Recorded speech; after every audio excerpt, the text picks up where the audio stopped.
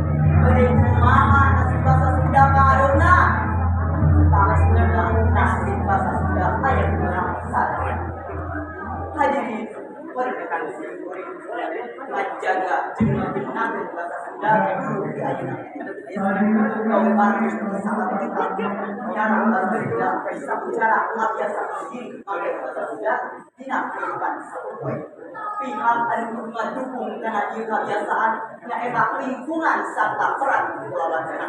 Peran indung bapak anu kedawawan mangkeun jeung ngajarkeun bahasa Sunda tina sabab bahasa Sunda mangrupakan sahiruran sadaya.